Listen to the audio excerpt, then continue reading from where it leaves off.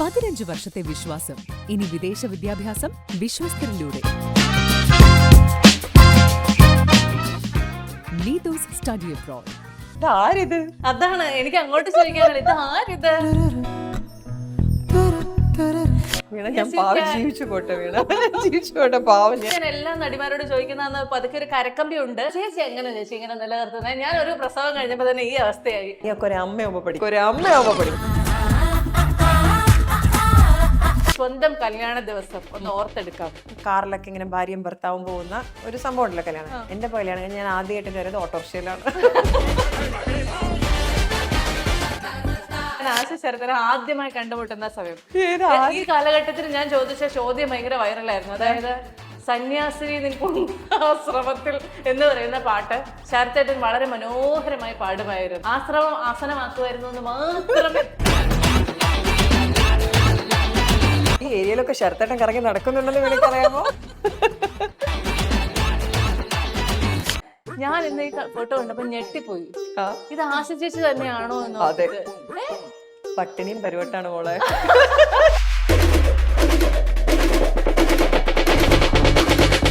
ഇനി ആയിരം ആശകളോടെ കാത്തിരിക്കുന്ന ഒരു ഇവന്റ് ഏതാണ്? ഇനി ഞാൻ അമ്മുന്റെ കല്യാണം എന്ന് പറഞ്ഞാലോ?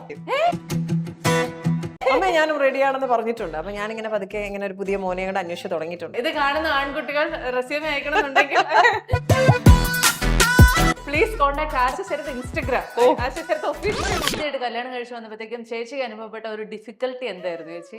എല്ലാം വ്യത്യാസമായിരുന്നു വീണ. കേരളത്തിൽ ജനിച്ച് വളർന്ന ഞാൻ നേരെ പോയത് നാസിക്കിലാണ്. കാരണം നമ്മൾ കുത്തരിയല്ലേ ഉണ്ണുന്നത്. നമ്മൾ കുത്തരി ഉണ്ണുന്നു. നമ്മുടെ ഭക്ഷണത്തിനൊക്കെ ഭയങ്കര എരിവ്, നോൺ വെജിറ്റേറിയൻ ഇല്ലാണ്ട് വാ തുറക്കാത്ത വീട്. നേരെ ഓപ്പോസിറ്റ് പ്യുവർ വെജിറ്റേറിയൻ വീട്. മധുരം, അവരുടെ കറികൾക്കൊക്കെ മധുരമാണ്. അമ്മ ഇപ്പൊ സാമ്പാർ ഉണ്ടാക്കിയാൽ ഒരു സ്പൂൺ പഞ്ചസാര ഇടും. സ്വീറ്റ് ആണ് അവരുടെ ഭക്ഷണമൊക്കെ. പിന്നെ എനിക്ക് ആക്ച്വലി മൂന്നാമതൊരു ബേബി ഉണ്ടായിരുന്നു. I lost the baby. ഏതായാലും നമുക്ക് ആശകൾ 1000-ലേക്ക് വരാം.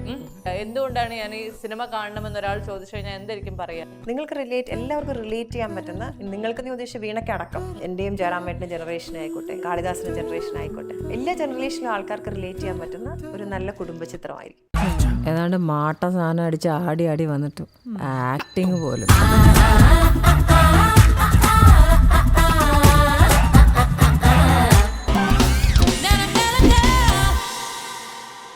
Hello everyone, welcome to the show. ആശകൾ 1000 വിശേഷങ്ങളുമായി ആശ ശരത്. വെൽക്കം ചേച്ചി. നമസ്കാരം. ഇതാരിത്? അതാണ് എനിക്ക് അങ്ങോട്ട് ചോദിക്കാനുള്ളത്. ഇത് ആരിത്? തിരിച്ചാണ് ഞാൻ ചോദിക്കേണ്ടത്. കാലം കഴിയുന്നവരും ചേച്ചി ചെറുതായി വരികയാണോ? ഇത് ഞാൻ എല്ലാ നടിമാരോട് ചോദിക്കുന്ന പതുക്കെ ഒരു കരക്കമ്പി ഉണ്ട്. ബട്ട് സ്റ്റിൽ ഞാൻ ഇപ്പൊ കാര്യമായിട്ട് ചോദിക്കുകയാണ്. ശരിക്കും ചോദിക്കാണ്, കളിയൊക്കെ ചോദിക്കണം. അല്ലല്ല ചേച്ചി എങ്ങനെ ചേച്ചി ഇങ്ങനെ നിലനിർത്തുന്നത്? ഞാൻ ഒരു പ്രസവം കഴിഞ്ഞപ്പോ തന്നെ ഈ അവസ്ഥയായി. അപ്പോഴാണ് 2 പ്രസവിച്ച് മൂത്ത കൊച്ചടുത്ത പ്രസവം ആവാറായി. അപ്പോഴും ചേച്ചി ഇങ്ങനെ തന്നെ നിൽക്കുന്നു. അത് ഞാൻ ഒരിക്കലും സമ്മതിക്കില്ല. ഞാൻ വന്നപ്പോ എന്താണ് ആദ്യം വീണോട് പറഞ്ഞത്? വീണ പ്രസംഗം കഴിഞ്ഞപ്പോൾ കുറച്ചുകൂടെ സുന്ദരിയായി. അതാണ് ചേച്ചി പറഞ്ഞു. ഇല്ല, പ്രേക്ഷകര് സമ്മതിക്കില്ല. നല്ല സുന്ദരിയായിട്ടില്ല, സുന്ദരി കുട്ടിയായിട്ടുണ്ട്, നല്ല ചക്കരയായിട്ടുണ്ട്. അല്ല ചേച്ചിയുടെ എങ്ങനെയാ ചേച്ചി ഇങ്ങനെ ഈ സൗന്ദര്യം നിലനിർത്തുന്നത്? ആദ്യം അതിൽ നമുക്ക് തുടങ്ങാം. വീണ ഞാൻ പാവം ജീവിച്ചു പോട്ടെ, ജീവിച്ചു പോട്ടെ പാവം. ഞാനേ ഇങ്ങോട്ട് പോരുന്ന വഴിക്ക് കാര്യം ചേച്ചിയുടെ പല ഇന്റർവ്യൂസ് ഞാൻ എടുത്തിട്ടുണ്ട്. പിന്നെ എന്താണ് പുതിയതായിട്ട് ചോദിക്കാൻ പറ്റുക എന്ന് ഓർത്തിട്ട് ഞാൻ ആശകളായിരം ഐ നോ. അപ്പൊ ഞാനിങ്ങനെ നോക്കിക്കൊണ്ടിരുന്നപ്പോ ഞാൻ ശ്രദ്ധിച്ച ഒരു കാര്യത്തിൽ നിന്ന് തുടങ്ങട്ടെ. അതായത് ചേച്ചി ഏത് ഇന്റർവ്യൂ കൊടുക്കുമ്പോഴും ഭയങ്കര സ്പഷ്ടമായി മലയാളം സംസാരിക്കുന്നു, ഭയങ്കര ശുദ്ധ മലയാളമൊക്കെ സംസാരിക്കുന്നു. നിങ്ങൾ കേൾക്കുന്നുണ്ടോ? അത് കേൾക്കുമ്പോൾ അത് അങ്ങനെ സംഭവിക്കുന്നതാണ്.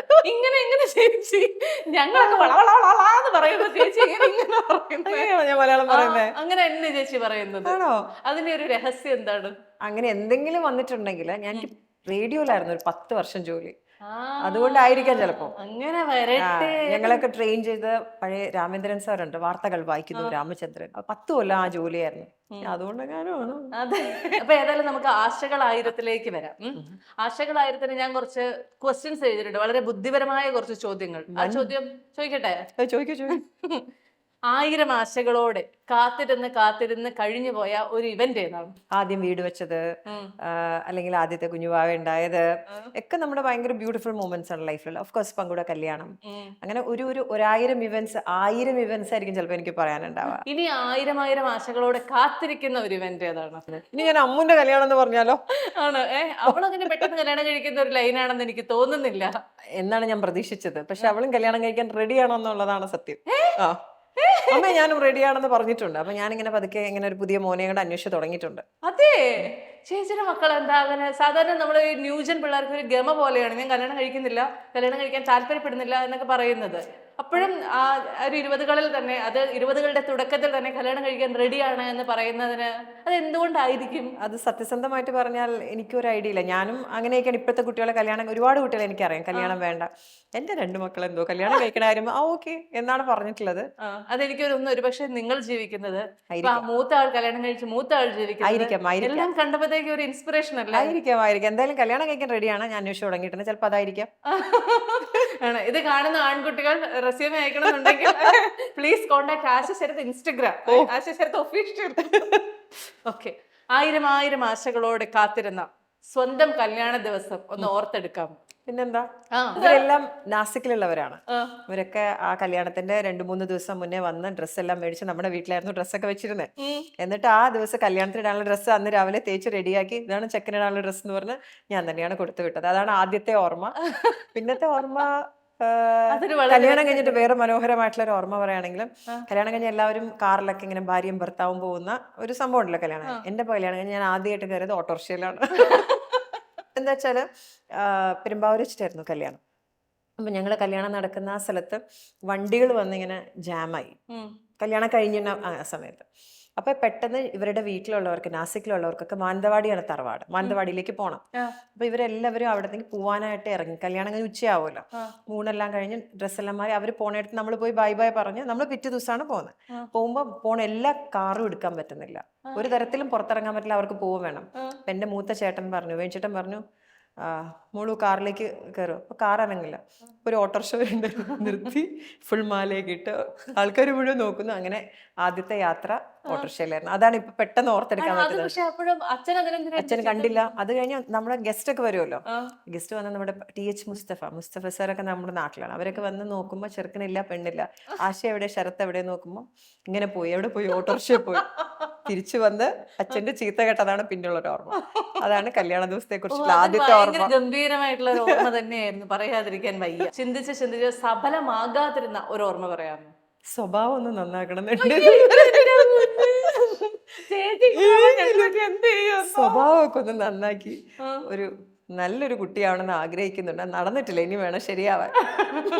ഈ ചോദ്യം ഇതോടുകൂടി ഞാൻ ഈ വെറുപ്പിക്കൽ ചോദ്യത്തിന്റെ സെഗ്മെന്റ് നിർത്തുന്നതായിരിക്കും. ലാസ്റ്റ്, ആശകൾ 1000 സിനിമയിലെ അമ്മ റിയൽ ലൈഫ് അമ്മയിൽ നിന്ന് എത്ര വ്യത്യസ്തമാണ്? വലിയ വ്യത്യസ്തയല്ല.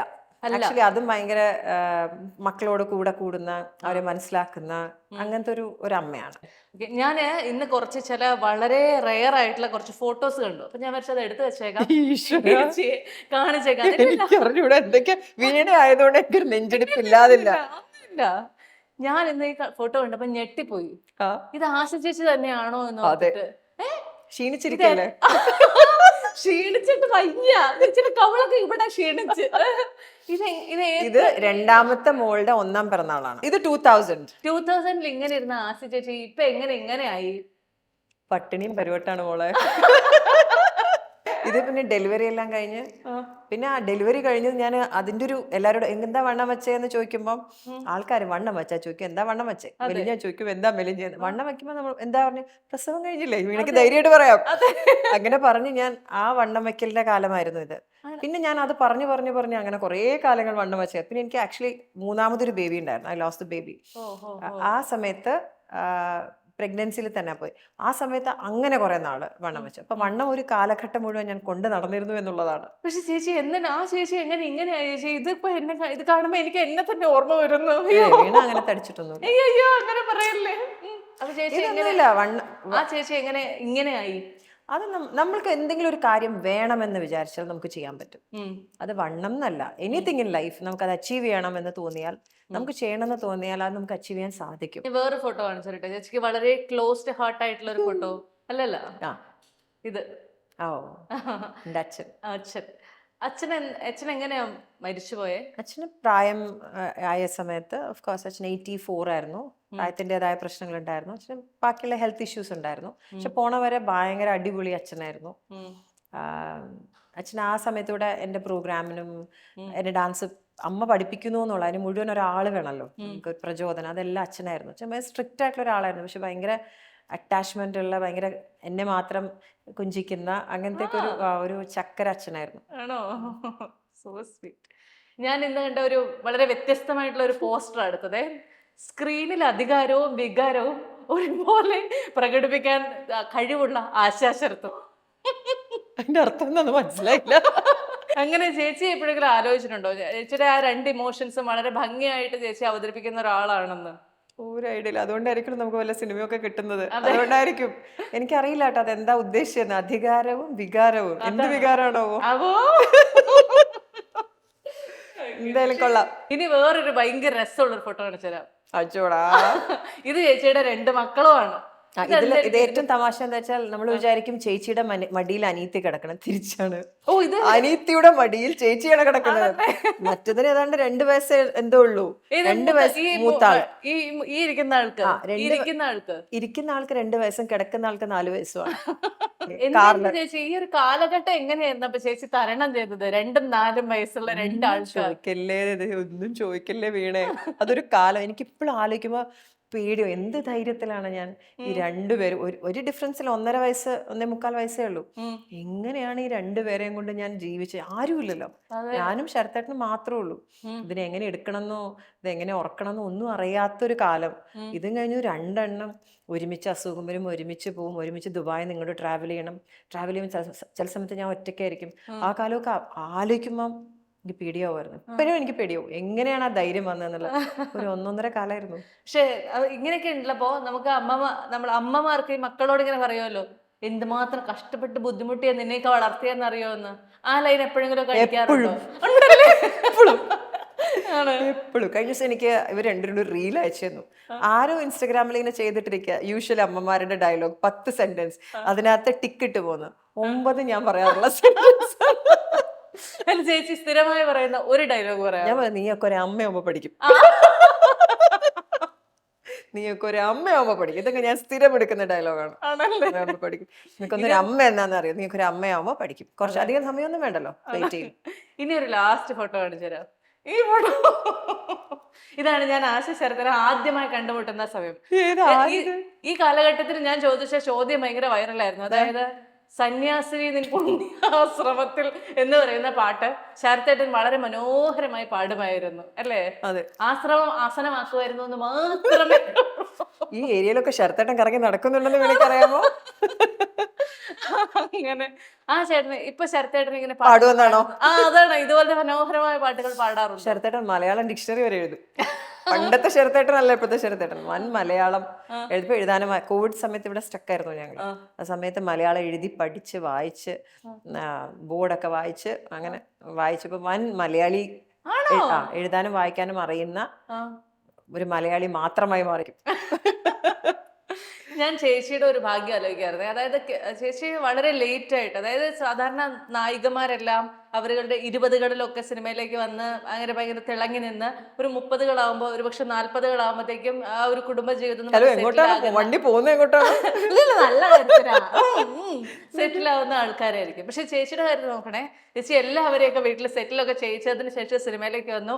സിനിമയിലെ എല്ലാ സൂപ്പർ സ്റ്റാറുകളുടെ കൂടെയും ചേച്ചി അഭിനയിച്ചു കഴിഞ്ഞു. ശരിക്കും ചേച്ചി എത്ര ബ്ലെസ്ഡ് ആണെന്ന് എപ്പോഴെങ്കിലും ആലോചിക്കാറുണ്ടോ? ഇപ്പം വീണ പറഞ്ഞതോടെ ഓഫ്കോഴ്സ് അതൊരു മഹാഭാഗ്യമാണ് കേട്ടോ. ഒരിക്കലും പ്രതീക്ഷിക്കാത്ത ഒരു ഭാഗ്യമാണ്. നമ്മുടെ അതിന്റെ ഒരു സമയത്ത് നമുക്കൊരു ഓപ്പർച്യൂണിറ്റി വന്നു. ഏതോ ഒരു ഭാഗ്യം കൊണ്ട് നമ്മുടെ ആ ഒരു സമയം ക്ലോക്ക് അവിടെ വന്ന് നിന്നപ്പോൾ ഒരു അനുഗ്രഹത്തിൽ നമുക്ക് അഭിനയിക്കാൻ പറ്റി. അതിങ്ങനെയൊക്കെ ആയിരുന്നുള്ളൂ. അതൊന്നും നത്തിങ്, ഒന്നും പ്ലാൻഡ് അല്ല. ലാലേട്ടനും മമ്മൂക്കയോ ഒക്കെ കഴിഞ്ഞ് നമ്മളിങ്ങനെ ജയറാമേട്ടൻ്റെ അവരെ വന്ന് നിൽക്കുമ്പോ ചേച്ചി ഇവരിൽ എല്ലാത്തിലും ശ്രദ്ധിച്ച ഒരു പ്രത്യേകത എന്തായിരുന്നു? ഡെഡിക്കേഷൻ.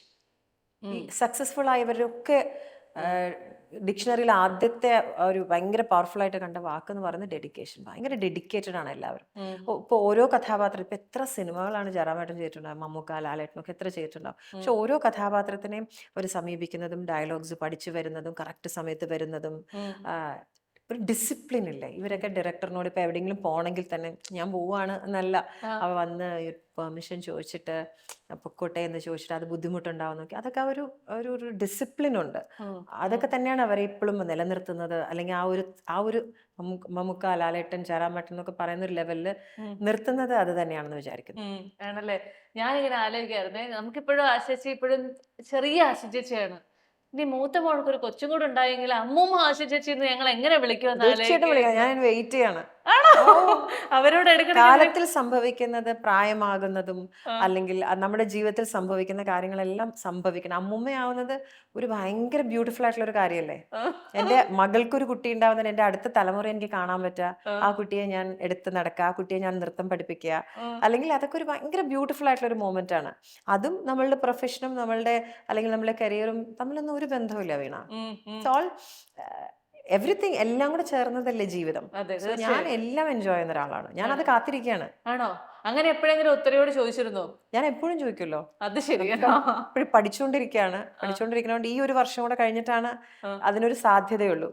എങ്കിലും ഞാൻ ചോദിക്കും, എന്താ ഇടേ എന്നൊക്കെ ചോദിക്കും.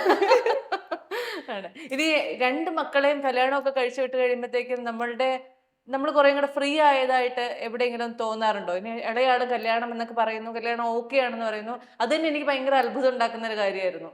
അപ്പൊ അതോടെ കഴിയുമ്പോഴത്തേക്കും അമ്മ കുറച്ചുകൂടെ ഫ്രീ ആയതായിട്ടൊരു ഫീല് ഉണ്ടോ? ഇല്ല, ഞാൻ ഇവരെ ഒരു കല്യാണം കഴിപ്പിച്ച് വിട്ടു എന്ന് ഞാൻ ഒരിക്കലും ചിന്തിക്കുന്നില്ല കേട്ടോ. വേണം അത് വിടുകയല്ലോ. അവരൊരു പാർട്ട്ണറുടെ കൂടെ, അവർക്ക് ഇഷ്ടപ്പെട്ട ഒരാളുടെ കൂടെ നമ്മൾ കണ്ടുപിടിക്കുന്ന ആൾ അവർ സ്വയം കണ്ടുപിടിച്ച് അവരോട് ജീവിക്കുന്നു എന്നുള്ളത് മാത്രം. അതുകൊണ്ട് നമ്മളുടെ ഉത്തരവാദിത്വം കഴിഞ്ഞു എന്നോ അവർ നമ്മളെ വിട്ടുപോയി എന്നോ ഞാൻ വിചാരിക്കുന്നുമല്ല. അങ്ങനെയല്ല എൻ്റെ ജീവിതത്തിലും. പണ്ട് എങ്ങനെയായിരുന്നു, അതിലൂടെ ഒരു +1 ആഡായി, ആദി എന്ന് പറയുന്ന ഒരു +1 ആഡായി എന്നല്ലാതെ ഒരു വലിയ വ്യത്യാസങ്ങളൊന്നും ഞാൻ കാണുന്നില്ല. ഇപ്പോഴും പണ്ടത്തെ പോലെ പങ്കു കോളേജിൽ പഠിക്കുകയാണ്. ഇപ്പോഴും കോളേജിൽ പോകുമ്പോൾ വിളിക്കുന്നു, അവിടുത്തെ പ്രശ്നങ്ങൾ പറയുന്നു, കാര്യങ്ങൾ പറയുന്നു, തിരിച്ചു വരുമ്പോൾ വിളിക്കുന്നു, വീട്ടിലത്തെ കാര്യങ്ങൾ, everything is I am involve in everything. അവരുടെ എല്ലാ കാര്യങ്ങളും ഇൻവോൾവ് ആണ്. അപ്പം അതുകൊണ്ട് നമ്മളൊരു ഫ്രീ ആയി എന്നൊന്നും വിചാരിക്കാനും പറ്റില്ല. അവർ സമ്മതിക്കുകയേ ഇല്ല. കൂടുതൽ ഉത്തരവാദിത്തങ്ങളായി, വളരെ കൂടുതലാണ് ഉത്തരവാദിത്തങ്ങൾ, കുറച്ചുകൂടെ കൂടുതലാണ് നമുക്ക് ഉത്തരവാദിത്തം ചെയ്യുന്നത്. ഞാനിപ്പോ ഫ്രീ ബേർഡായി. സോ അവരുടേതായ ജീവിതം തുടങ്ങി. അങ്ങനെ ഒരു കാര്യം ഇതുവരെ സംഭവിച്ചിട്ടില്ല. ആണ് ചേച്ചി, എന്തായിരിക്കും ചേച്ചി ഇത്ര ഫ്രീ ആയിട്ട് കൊടുത്തത്? നിങ്ങൾക്ക് ഇഷ്ടമുള്ള പാർട്ട്ണറെ നിങ്ങൾ തന്നെ കണ്ടുപിടിച്ചോളാൻ പറഞ്ഞപ്പോഴും മക്കള് 2 പേരും ഓക്കെ, അത് അമ്മയ്ക്ക് അങ്ങ് വിട്ടുതരാനുണ്ടായ ഒരു സാഹചര്യം എന്തായിരുന്നു? ഞാനും ചോദിക്കാറുണ്ട്, എടാ ഞാൻ പറയും, മക്കളെ നിങ്ങൾ തന്നെത്താനെയാണെങ്കിൽ നമുക്ക് ഭയങ്കര റെസ്പോൺസിബിലിറ്റി കുറവാണ്. അപ്പൊ പറഞ്ഞ അങ്ങനെ സുഖിക്കണ്ട, അങ്ങനെ സുഖിക്കണ്ട, ഇറ്റ് ഈസ് യുവർ റെസ്പോൺസിബിലിറ്റി. പക്ഷെ ആ കല്യാണം കഴിക്കാൻ പോണ ആളെ കണ്ട് സംസാരിച്ച് ഏകദേശം 1 വർഷത്തോളം സംസാരിച്ചിട്ടൊക്കെയാണ് ഉത്തര കല്യാണം കഴിച്ചത്. അതുപോലെ തന്നെ കീർത്തനെങ്കിൽ നമ്മൾ അങ്ങനെ ഒരാളെ ആയിരിക്കും ചിലപ്പോൾ കണ്ടുപിടിക്കുക. അവർ സംസാരിച്ച് അവർ കംഫർട്ടബിൾ ആണെങ്കിൽ മാത്രം മുമ്പോട്ട് പോകുന്ന രീതി ആണ്. ഞാൻ എപ്പോഴും നിങ്ങളുടെയൊക്കെ റീൽസ് ഒക്കെ കാണുമ്പോഴത്തേക്ക് ആലോചിക്കാറുണ്ട്, എത്ര ശരത്തേട്ടൻ്റെ റീൽസ് പ്രത്യേകിച്ച് എത്ര ഹാപ്പി ആയിട്ടാണ് നമ്മളൊരു മകളെ കല്യാണം കഴിപ്പിച്ച മറ്റൊരു വീട്ടിലെ ആൾക്കാര്, അങ്ങനെ ഒരു തോട്ടൊന്നും ഇല്ല, എല്ലാവരും ഒറ്റ ഫാമിലി. അവരും ഭയങ്കര വൈബിൾ, നമ്മുടെ കൂട്ടത്തിൽ കൂടുന്ന ഫാമിലിയാണ് അല്ലെ? അത് എങ്ങനെയായിരിക്കും അത് എത്രമാത്രം ജെല്ല് ചെയ്ത് പോകുന്നത്, ഇങ്ങനെ കൃത്യമായിട്ട് ആൾക്കാരെ കണ്ടുപിടിക്കുന്നതെന്ന്? അങ്ങനെയല്ല വീണ, ഇപ്പം ഒരു കല്യാണം എന്ന് പറയുന്നത് 2 വ്യക്തികൾ മാത്രമല്ലാന്ന് എനിക്ക് എപ്പോഴും തോന്നിയിട്ടുള്ളത്. 2 കുടുംബങ്ങൾ ചേരലാണ്. ഇപ്പൊ ഹസ്ബൻഡ് ആൻഡ് വൈഫ് വന്നു, കല്യാണം കഴിച്ചു, പിന്നെ അവർ മാത്രം അങ്ങനെയല്ലല്ലോ. പിന്നെ നമ്മൾ ഈ ലൈഫ് ടൈം മുഴുവൻ നമ്മൾ കാണേണ്ടതാണ് അവരെയും അവര് നമ്മളെയും. നമ്മള് ജീവിതത്തിൽ ഇങ്ങനെ ഒരുമിച്ച് പോകേണ്ടവരല്ലേ. അപ്പൊ നമുക്ക് പറ്റുന്ന വൈബുള്ള അല്ലെങ്കിൽ നമ്മളെ മനസ്സിലാക്കുന്ന ഒരു കുടുംബമായിരിക്കണം. ആ ഒരു വൈബ് ഉണ്ടാവണം. നമ്മൾ ഈ 1 വർഷം സംസാരിക്കുന്നു അല്ലെങ്കിൽ 6 മാസം 8 മാസം സംസാരിക്കുന്നു എന്ന് പറയുന്ന പയ്യനും പങ്കും ആദ്യം മാത്രമായിരുന്നില്ല, ഞങ്ങളും അതുപോലെ തന്നെയായിരുന്നു കുടുംബമായിട്ട്. പിന്നെ നമ്മളും വളരെ അവരെനിക്ക് ചേട്ടൻ ചേച്ചി, ഞാൻ ചേട്ടാ ചേച്ചി എന്നും കൂടെയാണ് വിളിക്കുന്നത്. എനിക്ക് ശരിക്കും പറഞ്ഞാൽ എൻ്റെ ചേട്ടന്മാർ എന്നെ വിട്ടിട്ട് പോയതാണ്. എന്നെ വിട്ടിട്ട് പോയെന്ന് പറയാൻ പറ്റില്ല, ദൈവത്തിൽ അലിഞ്ഞു ചേർന്നു ഞാൻ വിശ്വസിക്കുന്നു. അവർക്ക് പകരം അല്ലെങ്കിൽ അവർക്ക് പോലെ ഒരു ചേട്ടൻ വന്നു എന്നാണ് ഞാൻ ഈ ആദിയുടെ അച്ഛനെ വിശ്വസിക്കുന്നത്. സോ അതൊരു വൈബാണ്.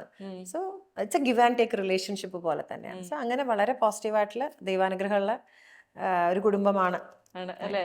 ഈ ശരത്തേട്ടനെ എങ്ങനെയാ ഈ പാട്ടിനോടൊപ്പം തന്നെ ഡാൻസും പഠിപ്പിച്ചത്?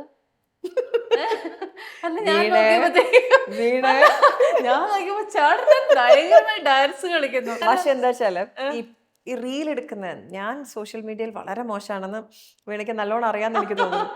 ഞാൻ എൻ്റെതായിട്ടുള്ള റീലൊന്നും വീണ കാണുകയില്ല. ഈ റീൽ എടുക്കുന്നതിന്റെ മുഴുവൻ പുറകിൽ പ്രവർത്തിക്കുന്ന കരങ്ങൾ പങ്കുവിൻ്റെയാണ്.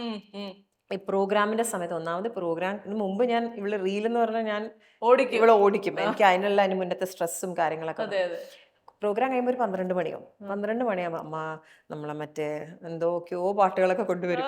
ഇതമ്മ ഇങ്ങനെ ആക്കോ ഇങ്ങനെയൊക്കെ. ഞാൻ പറഞ്ഞു, പങ്കു കഷ്ടമുണ്ടടാ, രാത്രി 12 മണി, പിന്നെ എന്തെങ്കിലും ആവട്ടെ. അപ്പൊ ശരത്തേട്ടനുണ്ടെങ്കിൽ എല്ലാത്തിലും ഉണ്ടാവാറില്ല, ആദ്യം എല്ലാത്തിലൊന്നും ഉണ്ടാവില്ല. ഉള്ള സമയത്ത് എല്ലാവരെയും കൂടെ കൂട്ടിയിട്ട് ശരത്തേട്ടൻ പക്ഷെ ഇവരുടെയൊക്കെ എന്തിനും പിള്ളേരുടെയൊക്കെ എന്ത് വീട്ടിലും അങ്ങനെയാണ്. എന്ത് അവർ പറഞ്ഞാലും ഓക്കെ എന്നാ കുടിക്കളയാം. അതിപ്പോ ശരിയാവുമോന്നോ അല്ലയോന്നോ ഒന്നും ശരത്തേട്ടൻ ഒരു പ്രശ്നമില്ല. ഇറ്റ് ഇസ് ഒരു ഫണ്ണുള്ള രീതിയിലാണ്. ശരിയാണ്. ഈ സന്തുഷ്ടകരമായ ദാമ്പത്യ ജീവിതത്തിന്റെ രഹസ്യം എന്താണ് ചേച്ചി? വീണേ ഞാൻ എവിടെയെങ്കിലും ജീവിച്ചു പോട്ടെ. എന്നാലും ഞാനത് എപ്പോഴും കാണുമ്പോ വളരെ ഇൻസ്പയറിംഗ് ആണ്, അതുകൊണ്ട് ഞാൻ ചോദിച്ചതാണ്. അണ്ടർസ്റ്റാൻഡിങ് ആണ്. അത്രേ ഉള്ളൂ. അണ്ടർസ്റ്റാൻഡിങ്, അഡ്ജസ്റ്റ്മെന്റ് അല്ല, അണ്ടർസ്റ്റാൻഡിങ് ആണ്. മറ്റൊരാൾക്ക് എന്താ വേണ്ടത് എന്നുള്ളത് നമ്മൾക്ക് അണ്ടർസ്റ്റാൻഡ് ചെയ്യാൻ പറ്റിയാൽ, അല്ലെങ്കിൽ ഇറ്റ്സ് എ ഹാപ്പിനെസ് ടുഗെദർ. ഒരു ഹാപ്പിനെസ് ആണ് വേറൊരാളുടെ ഒരു അപ്രീസിയേഷൻ, അല്ലെങ്കിൽ എല്ലാവർക്കും ഇഷ്ടമല്ലേ നല്ലൊരു ഞാൻ വീണയോട് പറയാണ് സപ്പോസ് നല്ല ഡ്രസ്സ് എന്ന് പറഞ്ഞാൽ you will feel nice, you know. Of course same thing ആണ്, അങ്ങോട്ടും ഇങ്ങോട്ടും അപ്രീഷിയേറ്റ് ചെയ്യുക, കമ്മ്യൂണിക്കേഷൻ, ഇതൊക്കെ തന്നെയാണ്. അത്രേ ഉള്ളൂ. ഈ ചെറിയ ചെറിയ കാര്യങ്ങളുള്ളൂ. Communication, appreciation, understanding that person, understand that person എന്നുള്ളത്. That's all. ഇത്രയൊക്കെ ഉള്ളൂ. ചേച്ചി ആദ്യമായിട്ട് കല്യാണം കഴിച്ചു വന്നപ്പോഴത്തേക്കും ചേച്ചിക്ക് അനുഭവപ്പെട്ട ഒരു ഡിഫിക്കൽട്ടി എന്തായിരുന്നു ചേച്ചി? എല്ലാം വ്യത്യാസമായിരുന്നു വീണ. ഞാൻ കല്യാണം കഴിഞ്ഞ് ചെല്ലുമ്പോൾ എൻ്റെ അച്ഛൻ ഭയങ്കര ദേഷ്യക്കാരനാണ്. അച്ഛൻ സ്ട്രിക്റ്റ് ആയിട്ടുള്ള അച്ഛനാണ്. എന്നോട് ഭയങ്കര സ്നേഹമൊക്കെ ഉണ്ടെങ്കിലും കൊഞ്ചിക്കുകയൊക്കെ ചെയ്യുമ്പോൾ അച്ഛൻ ഭയങ്കര സ്ട്രിക്റ്റ് ആണ്. അത് ചെയ്യരുത്, ഇത് ചെയ്യരുത്, അങ്ങനത്തെ ഒക്കെ അച്ഛൻ എന്തിനും പെർമിഷൻ മേടിക്കണം, അങ്ങനെയൊക്കെ ഉള്ളൊരു ആളായിരുന്നു എൻ്റെ അച്ഛൻ. പിന്നെ നമ്മുടെ നാട് കേരളത്തിൽ ജനിച്ച് വളർന്ന ഞാൻ നേരെ പോയത് നാസിക്കിലാണ്, മഹാരാഷ്ട്രയിലാണ്. നമ്മളുടെ ചോറ് വരെ വ്യത്യാസമാണ്. നമ്മൾ കുത്തരിയല്ലേ ഉണ്ണുന്നത്. നമ്മൾ കുത്തരി ഉണ്ണുന്നു. നമ്മളുടെ എരിവുകൾക്ക്, നമ്മുടെ ഭക്ഷണത്തിനൊക്കെ ഭയങ്കര എരിവ്, നോൺ വെജിറ്റേറിയൻ ഇല്ലാണ്ട് വാ തുറക്കാത്ത വീട്, ഇങ്ങനെയൊക്കെയായിരുന്നു എൻ്റെ വീട്. നേരെ ഓപ്പോസിറ്റ് പ്യുവർ വെജിറ്റേറിയൻ വീട്, വാരിയർ ഫാമിലിയാണ്.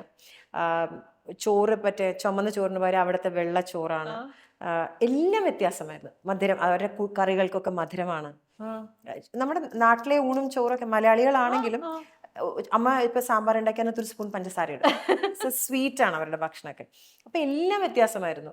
ദേഷ്യക്കാരനായിട്ടുള്ള അച്ഛൻ, അല്ലെങ്കിൽ സ്ട്രിക്റ്റ് ആയിട്ട് എല്ലാത്തിനും ചോദിക്കണം, എല്ലാത്തിനും it's your wish, why you are asking me എന്ന് ചോദിക്കുന്ന ഒരാള്. ഭർത്താവ് ക്യാൻ ഐ ഡു ദിസ് എന്ന് ചോദിക്കണ, why you are asking me, it is your life, it's your wish, you don't need to take permission from me, it's not, it's your life എന്ന് പറയുന്നതും, കഴിച്ച ഭക്ഷണം തന്നെ എടുത്ത് കൊണ്ടുപോയി കഴുകുന്ന അച്ഛൻ. എൻ്റെ അച്ഛനെ ഞാൻ കണ്ടിട്ടില്ല. അവിടുത്തെ അച്ഛനും ശരത്തേട്ടനും തനിയെ അവർ ഇൻഡിപെൻഡൻ്റ് ആയിട്ട്, അതൊക്കെ കാണുമ്പോൾ എല്ലാം വ്യത്യാസം. കുറേ പോസിറ്റീവ്, അല്ലെങ്കിൽ എല്ലാം വേറെ വേറെ. ഇവിടെ ഇങ്ങനെയാണെങ്കിൽ ഇവിടെ ദേഷ്യമാണെങ്കിൽ അവിടെ ഭയങ്കര ഇത്, ഇവിടെ എരിവാണെങ്കിൽ അവിടെ മധുരം, അങ്ങനെ ടോട്ടൽ വ്യത്യാസമുള്ളൊരു, അങ്ങനെ കുറെ വ്യത്യാസങ്ങൾ ഉണ്ടായിരുന്നു വീണ. പിന്നെ പതുക്കെയാണ് അതിലേക്ക് നമ്മൾ ആ ട്രാക്കിലേക്ക് വീഴുക. ഈ ട്രാക്കിലേക്ക് വീഴാനായിട്ട് ചേച്ചിക്ക് ഭയങ്കര ബുദ്ധിമുട്ടിയോ, അതോ ചേച്ചി പെട്ടെന്ന് അതിലേക്ക് അഡ്ജസ്റ്റ്? ഒന്നാമത് നമ്മളാ ഭയങ്കര ഇപ്പോഴത്തെ കുട്ടികളെ പോലെ 10-26 വയസ്സും 28 വയസ്സൊന്നും ആയിട്ടല്ലല്ലോ അന്ന് കല്യാണം കഴിച്ചത്. ഞങ്ങൾ 10-18 വയസ്സുള്ളൂ. സോ ഒരു 18 വയസ്സുള്ള ഒരു ആളും 25 വയസ്സുള്ള ഒരാളും നമ്മൾ ഒരുമിച്ച് ഇങ്ങനെ ജീവിച്ചു പോവാണ്. 2 കുട്ടികൾ ജീവിച്ചു തോറുകൾ. അപ്പം അവർ ശീലങ്ങൾ കാര്യങ്ങളെല്ലാം മുമ്പോട്ട് പോയി, അങ്ങനെ മുമ്പോട്ട് പോകും, അത്രേ ഉള്ളൂ. അപ്പോൾ ഒരു അഡ്ജസ്റ്റ്മെന്റ്, ഇതാണ് എൻ്റെ ജീവിതം, അല്ലെങ്കിൽ നമുക്ക് ഇങ്ങനെയൊക്കെയാണ്. അപ്പൊ എനിക്ക് ആദ്യമൊക്കെ തോന്നി ഇതും ഭർത്താവാണോ, കാര്യം ഭയങ്കര ദേഷ്യക്കാരനായിട്ടുള്ള ഒരു അച്ഛൻ. കിടക്ക വിരിച്ചാലാണ് അമ്മ കിടക്ക, അച്ഛൻ പോണവരെയും സുമതി എന്ന് വിളിക്കുമ്പോൾ അമ്മ കിടക്ക വിരിച്ചു കൊടുക്കുന്നു, അല്ലെങ്കിൽ അമ്മ ഭക്ഷണം വിളമ്പണം അച്ഛന്, അങ്ങനെയൊക്കെയാണ് ഞാൻ കണ്ടിട്ടുള്ളത്. അപ്പം അതിൽ നിന്ന് ഇങ്ങനെ എന്നുള്ളത് എൻ്റെ വിചാരം അങ്ങനെയാണ് ശരിയെന്നാണ്, അങ്ങനെയായിരിക്കും ഭർത്താവ് എന്നുള്ളതാണ് എൻ്റെ ഒരു വിചാരം. ടോട്ടലി അത് മാറ്റി മറിച്ച് അച്ഛൻ നല്ലോണം കലകളെ പ്രോത്സാഹിപ്പിക്കുന്ന ആളായിരുന്നു. എന്നെയും അമ്മയൊക്കെ പ്രൊമോട്ട് ചെയ്തിട്ടുള്ള ആളാണ്. പക്ഷെ അച്ഛന് നാട്ടിലെ പഴയ ഒരു ചിട്ടയുണ്ടല്ലോ, അങ്ങനെയായിരുന്നു. ഇവർ വർഷങ്ങളായിട്ട് കേരളത്തിൽ നിന്ന് പുറത്തു പോയത് കൊണ്ട് അങ്ങനെയായിരുന്നില്ല. അങ്ങനെയൊക്കെ ഉള്ള കുറെ അടിമുടി മാറ്റം എന്ന് വെച്ചാൽ ടോട്ടൽ ഡിഫറെന്റ് ആയിരുന്നു. അമ്മയെ ഭയങ്കര അമ്മയാണ്. എന്റെ ഏറ്റവും വലിയ, എല്ലാവരും പറയും എന്റെ PR ഏജൻസിയുടെ ഹെഡ് അമ്മയാക്കണം എന്നാണ് പറയാ. എന്റെ ഒരു ഫോട്ടോ വന്നാൽ, എന്റെ ഒരു റീല് വന്നാൽ ചിലപ്പോൾ ഞാൻ കാണില്ല, അമ്മയായിരിക്കും എനിക്ക്, നീ ഇത് കണ്ടോ. അമ്മയാണ് എപ്പോഴും എന്നോട് പറയാം, അമ്മയ്ക്ക് ഏറ്റവും ഇഷ്ടം ജയറാമേട്ടനെയാണ്. അപ്പൊ എന്നോട് പറയും, നീ എല്ലാവരോടും അഭിനയിച്ചു, ജയറാമിൻ്റെ കൂടെ അഭിനയിച്ചില്ല, എന്താ ആശ എന്ന് പറയുന്ന ആള്. അമ്മ ഷൂട്ടിംഗ് നടക്കുമ്പോൾ നാസിക്കിന്ന് ഇവിടെ വന്ന് ജയറാമേട്ടനെ കണ്ട് ജയറാമേട്ടനോട് ഒറ്റയ്ക്ക് ഫോട്ടോ എടുത്തിട്ട് തിരിച്ചുപോയി. ആണോ? ശരി. ഇപ്പൊ ചേച്ചിയുടെ റെമ്യൂണറേഷൻ അല്ല, ആദ്യമായി കിട്ടുന്ന ഒരു റെമ്യൂണറേഷൻ എന്ന് പറയുന്നത് നമുക്ക് എപ്പോഴും സ്പെഷ്യൽ ആയിരിക്കില്ലേ? അത് എത്രയായിരുന്നു എന്ന് ഓർമ്മയുണ്ടോ? ഇപ്പോ കുങ്കുമപ്പൂവില് ആ കാലത്ത് എനിക്ക് കിട്ടിയിരുന്നത്, എനിക്ക് തോന്നുന്നു ആ കാലത്ത് ടെലിവിഷനിൽ ഒരു ദിവസത്തെ റെമ്യൂണറേഷനാണ് 4,000 500 or 4,000 സംതിങ് ആയിരുന്നു. അവർക്ക് ദുബായിൽ നിന്ന് വന്നു പോകാനുള്ള ടിക്കറ്റ് അഫോർഡ് ചെയ്യാൻ പറ്റില്ല. ഞാനത് ആക്ച്വലി ഒരു മണി അങ്ങനെ ചെയ്തതല്ല കേട്ടോ. എനിക്ക് അവിടെ നിന്ന് ഇങ്ങോട്ട് വരണമെങ്കിൽ ട്രാവൽ ചെയ്യണമെങ്കിൽ തന്നെ ഒരു ബിസിനസ് ക്ലാസ് ട്രാവൽ ചെയ്യണമെങ്കിൽ എങ്ങനെ പോയാലും ഒരു 1 lakhന് അടുത്ത് എനിക്ക് എക്സ്പെൻസ് ഉണ്ടായിരുന്നു. സോ ഇവരൊരു 8 ദിവസത്തെ ഇതിലായിരിക്കും വരിക. അവർക്ക് സാറിന് അവിടുത്തെ പ്രൊഡക്ഷൻ ചെയ്യാൻ പറ്റുക മാക്സിമം ഒരു 10,000 അല്ലെങ്കിൽ 12,000 ആണ് ഫ്ലൈറ്റ് ടിക്കറ്റ് എക്കോണമിയിൽ തരാൻ പറ്റുള്ളൂ. അപ്പോൾ ശരിക്കും പറഞ്ഞാൽ അങ്ങനെയൊന്നും ആലോചിച്ചിട്ടില്ല. ഞാൻ എൻ്റെ ടിക്കറ്റ് എടുത്തായിരുന്നു എപ്പോഴും വന്നുകൊണ്ടിരുന്നത്.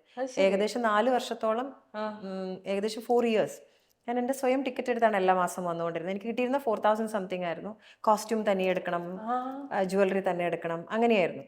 മുമ്പ് കഴിയാറായപ്പോൾ എനിക്കൊന്ന് 4,000 സംതിങ് എന്നുള്ളത് ഒരു 5,500 എന്തോ ആയിട്ടുണ്ട് പെർ ഡേ. അത്രയായിട്ട് ചേച്ചിക്ക് ശരിക്കും ഭയങ്കര പാഷനേറ്റ് ആയിരുന്നു ഈ ഒരു ഫീൽഡിനോട്. കാര്യം അതിനോട് കമ്മിറ്റഡ് ആയിരുന്നു. പക്ഷെ നമ്മൾ ജീവിച്ച് വന്നിരുന്ന ഒരു രീതി ഉണ്ടല്ലോ, അപ്പൊ ട്രാവൽ ചെയ്ത രീതിയും ഒക്കെ ഒരു രീതിയിലായിരുന്നല്ലോ. അപ്പൊ പെട്ടെന്ന് നമുക്ക് അതിൽ നിന്ന് ഇനിയിപ്പോ എല്ലാ മാസം പോകണം തിരിച്ച് അങ്ങനെ വിടാൻ ശരത്തേട്ടൻ തയ്യാറുമായിരുന്നില്ല. So he was ready to do that, to support me. Always ready ആയിരുന്നു. പിന്നെ എനിക്ക് കിട്ടുന്ന അതൊരു മണി മേക്കിംഗ് എന്നുള്ള, പക്ഷെ അങ്ങനെ ചിന്തിച്ചിട്ടല്ല വീണ. ആ ഒരു കഥാപാത്രം ഒരിക്കലും ഞാൻ പ്രതീക്ഷിക്കാത്ത ഹൈറ്റ്സിൽ തന്നെ എത്തിച്ചു. തീർച്ചയായിട്ടും. ഇതൊക്കെ ചേച്ചി ഇങ്ങനെ ഇരുന്ന് ഇടയ്ക്കിരുന്ന് ആലോചിക്കുമ്പോഴത്തേക്ക് ഒരു അത്ഭുതം പോലെ ഒന്നും എല്ലാം ആലോചിക്കാറുണ്ട് വീണ. അത് മാത്രമല്ല, നമുക്ക് ആദ്യം ഞാൻ റേഡിയോയിൽ ജോലി ചെയ്തിരുന്ന സമയത്ത് എനിക്ക് കിട്ടിയിരുന്ന ശമ്പളം, മാസം കിട്ടിയിരുന്ന ശമ്പളം എത്രയായിരുന്നു. അതിനുശേഷം ഞാൻ കുട്ടികളെ ഡാൻസ് ദുബായിൽ പഠിപ്പിക്കുന്ന ശമ്പളം. ആ സമയത്ത് അദ്ദേഹത്തിനും എനിക്കും ഞങ്ങൾ തുടക്കമല്ലേ, തുടങ്ങുമ്പോൾ എത്ര രൂപ, you will learn this much, I will learn this much ഇതായിരുന്നു.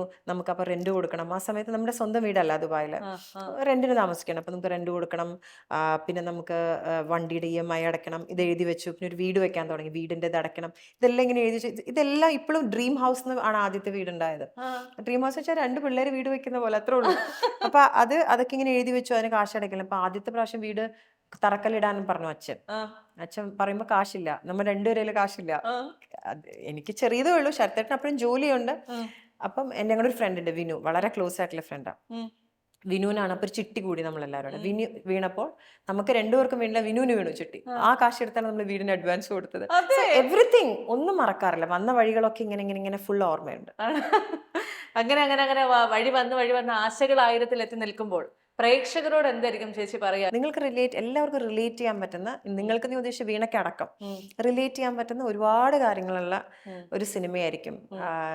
എന്റെയും ജയറാമേട്ടൻ്റെ ജനറേഷൻ ആയിക്കോട്ടെ, കണ്ണന്റെ കാളിദാസന്റെ ജനറേഷൻ ആയിക്കോട്ടെ, എല്ലാ ജനറേഷനിലും ആൾക്കാർക്ക് റിലേറ്റ് ചെയ്യാൻ പറ്റുന്ന മോഹങ്ങൾ മനസ്സിൽ ഉള്ള എല്ലാവർക്കും ഉണ്ടാവും എന്തെങ്കിലുമൊക്കെ അവിടെ.